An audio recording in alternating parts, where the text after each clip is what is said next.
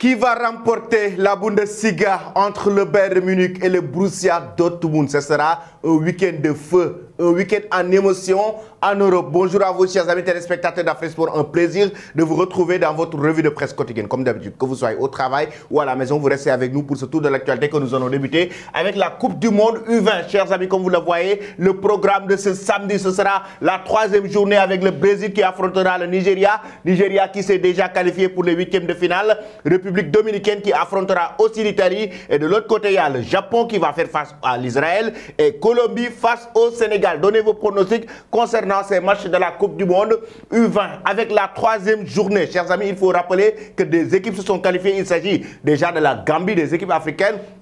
En même temps, le Nigeria, le Sénégal est toujours en vie. En cas de victoire, le Sénégal pourrait se qualifier pour les huitièmes de finale. Vos pronostics et en commentaire, dites-nous les équipes qui iront en huitièmes de finale. Est-ce que le Sénégal ira en huitièmes de finale de cette Coupe du Monde U20? Nous allons maintenant du côté du Portugal. Comme je l'ai si bien expliqué, il y aura un week-end d'émotion, surtout un samedi d'émotion avec ces grands championnats. Oui, déjà avec le FC Porto qui est sur le point.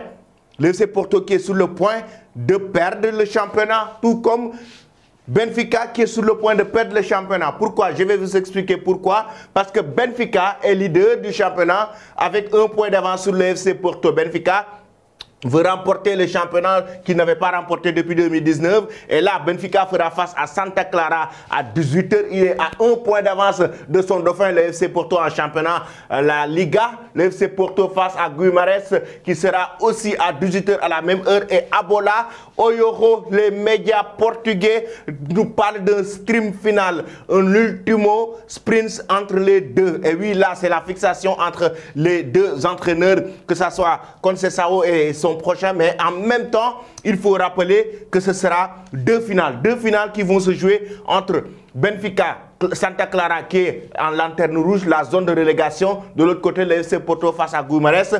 Mais pourquoi le sprint final? Pourquoi l'ultime sprint? Parce que c'est le dernier match du championnat et il faut rappeler que Benfica a un point d'avance sur le FC Porto. En cas de victoire, le Benfica, il va décrocher très facilement le championnat, le titre du championnat. En cas de victoire aussi, le FC Porto, et si toutefois Benfica trébuche parce qu'ils ont à un point d'avance, soit un match nul ou une défaite, le FC Porto, en cas de victoire, va remporter le championnat, oui, pour la deuxième fois consécutive du moment où il l'avait remporté la saison dernière. Voici donc la présentation concernant le championnat portugais. Dites-nous en commentaire qui va remporter le championnat de l'autre côté entre Benfica et le FC Porto. J'aimerais avoir vos avis en commentaire. Mais la presse portugaise déjà qui s'enflamme avec Abola et Oyoro. Maintenant, de l'autre côté, en France aussi, c'est un autre championnat, mais une nouvelle réalité. C'est le Paris Saint-Germain qui est sur le point de remporter la Ligue 1 aujourd'hui. Ce soir même, et le quotidien, l'équipe nous dit tout près du bonheur. Pourquoi? Parce qu'un seul point suffit aux Racines et au PSG pour atteindre leur objectif respectif, le maintien et un 11e titre de champion de France.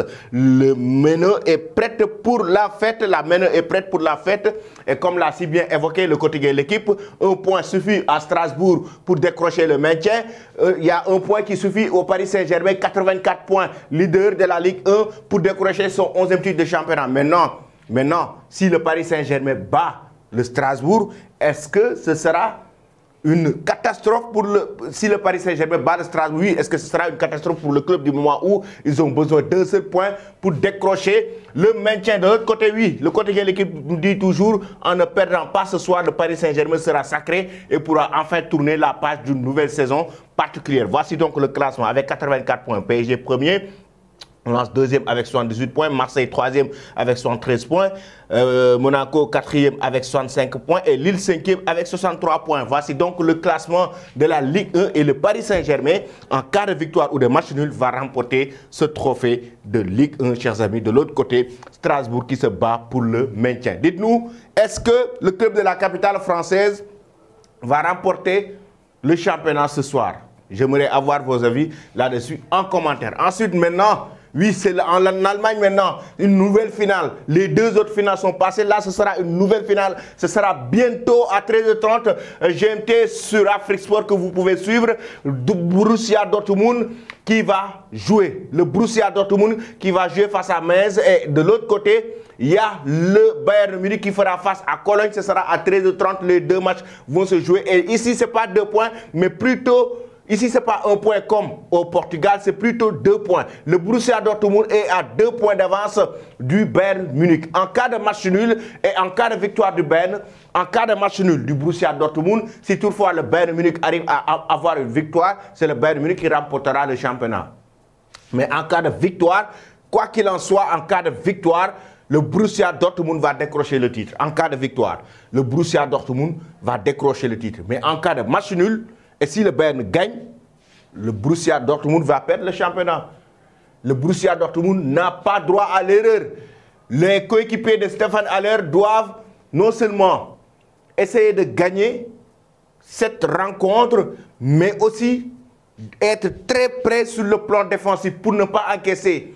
Parce que là, c'est une grande finale pour remporter le championnat qu'ils n'auront pas remporté depuis 2012. Le Borussia Dortmund va jouer un match ultime et ce match est très important pour remporter la Bundesliga. De l'autre côté, le Bayern Munich qui va vers une année blanche si toutefois ils ne remportent pas la Bundesliga du moment où ils ont raté aussi la Ligue des Champions, éliminé, il ne faut pas l'oublier, par Manchester City, et raison pour laquelle d'ailleurs l'entraîneur Thomas Tuchel a fait des aveux très tristes. Il a fait une déclaration forte pour prendre ses responsabilités. Il a assumé ses responsabilités. Qu'est-ce qu'il dit? J'en serai entièrement responsable si ça arriverait. Personne n'en dissuaderait non plus. Cela a toujours été mon approche. Dès que je suis sur la touche, je suis aux commandes, à concéder l'entraîneur du Paris Saint-Germain, l'ancien entraîneur du Paris Saint-Germain. Je n'ai aucun message à envoyer au Borussia Dortmund. Nous avons assez foiré. Ce ne sera pas une saison dont nous sommes satisfaits.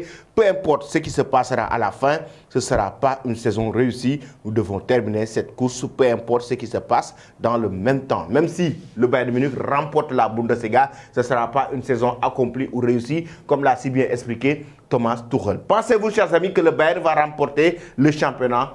Ou bien c'est le Borussia Dortmund qui va l'emporter? Donnez vos avis en commentaire. Nous allons maintenant en Espagne avec la presse espagnole, notamment catalane, Sport et Mundo Deportivo, qui reviennent sur la déclaration de Juan Laporta, le président du Barça. Oui, es el estadio de nuestras vidas. C'est le stade de notre vie.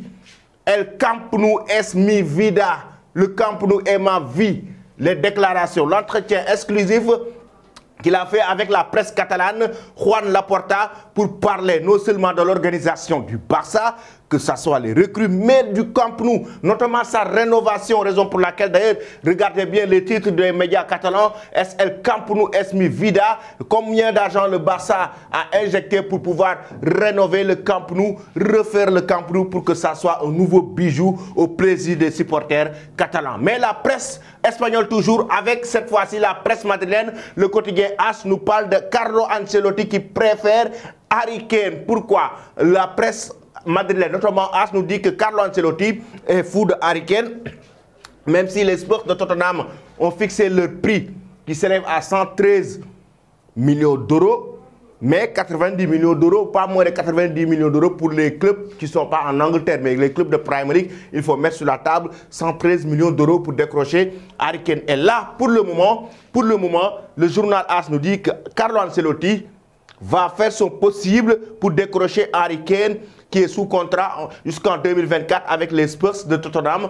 Et là, pour remplacer bien Karim Benzema. Et oui, c'est pour trouver un successeur à Karim Benzema, raison pour laquelle le Real Madrid va faire son possible pour essayer de décrocher l'attaquant anglais en fixation en attaque à côté de Vinicius Junior. Maintenant, il faut savoir si toutefois les Spurs de Tottenham ouvrent la porte à l'attaquant anglais, le Real Madrid va mettre la somme sur la table pour décrocher le joueur. Pensez-vous que c'est une bonne destination pour lui? Harry Kane doit-il rejoindre à Tottenham, ou bien le Real Madrid doit-il recruter Harry Kane? J'aimerais avoir vos avis là-dessus. Je vais vous quitter avec cette image. Déjà, avec l'image de Robben qui avait remporté la Bundesliga avec le Bayern Munich. Oui, la champagne qui est toujours au rendez-vous.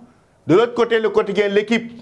Hier, je vous ai parlé de la finale qui avait 30 ans. 30 ans que l'Olympique de Marseille avait remporté la finale de la Ligue des Champions pour la première fois. C'était le 26 mai 1993. Et au lendemain, voici le 27 mai 1993, jour pour jour, 30 ans jour pour jour, ce qu'avait titré le quotidien L'Équipe. Le jour de gloire avec Basile Boli, qui était d'ailleurs l'auteur du but de cette rencontre. Voici donc la une du quotidien L'Équipe, il y a 30 ans, jour pour jour, le 27 mai 1983, au lendemain de la finale de Ligue des Champions entre l'OM et le Milan AC. Restez connectés sur Afrique Sport pour ne rien rater de l'actualité. Merci et très bonne journée.